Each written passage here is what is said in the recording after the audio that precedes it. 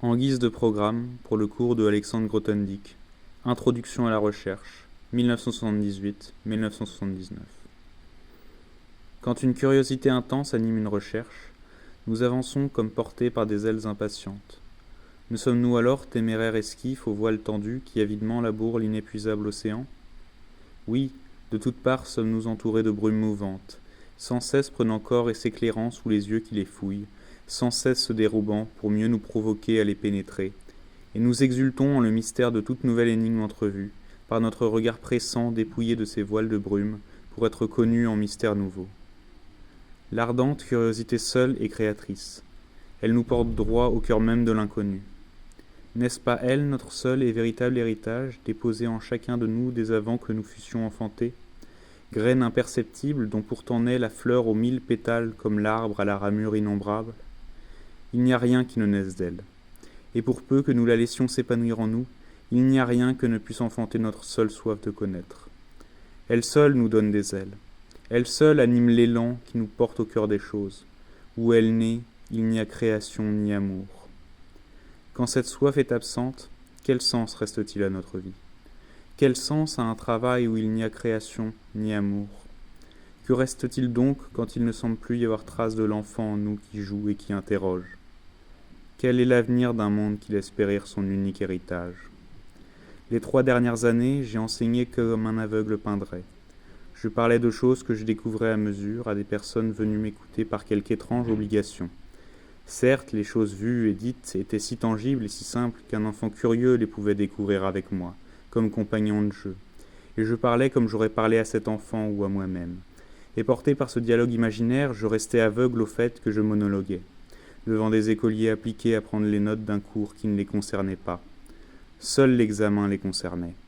Les choses dites avaient beau être enfantines et vivantes, c'est comme autant d'objets hétéroclites et morts que pêle-mêle elles s'entassaient pesamment des esprits inertes frappés de paralysie. L'indifférence est à jamais impuissante à étreindre, fût-ce l'évidence que l'enfant reconnaît en jouant. Oui, par quelque effort qu'elle s'évertue pour parvenir à ses fins, l'indifférence reste impuissante. Quand il n'est mu par la joie, l'effort souvent certes débouche sur l'angoisse, jamais sur une compréhension.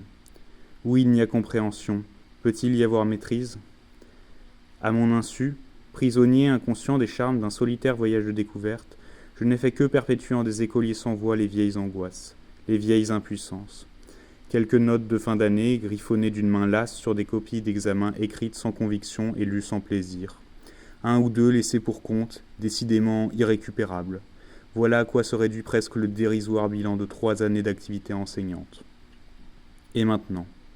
Que ferons-nous, nous les nouveaux protagonistes, en cette nouvelle année, hélas académique qui commence, pour répondre aux desiderata d'un cours officiel, sans pour autant nous borner à reproduire le scénario immuable du maître d'école pérorant devant ses écoliers ?